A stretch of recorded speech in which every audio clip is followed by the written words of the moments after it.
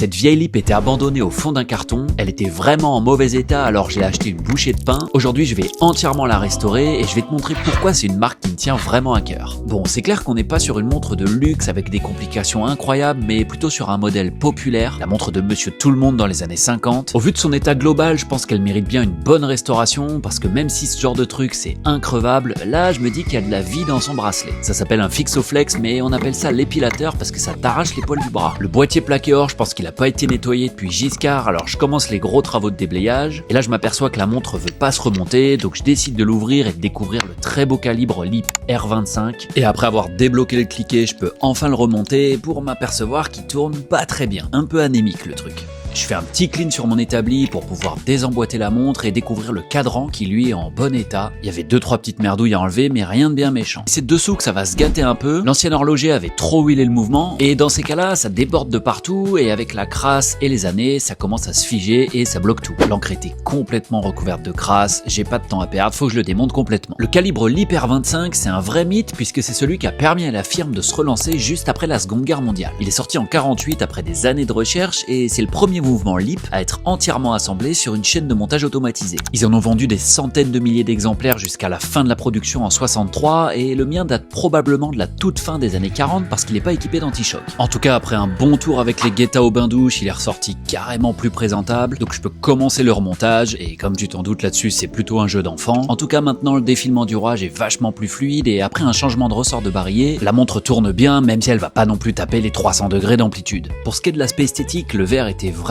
mort donc j'ai dû le changer par un neuf et après un bon nettoyage du boîtier, elle brille de mille feux.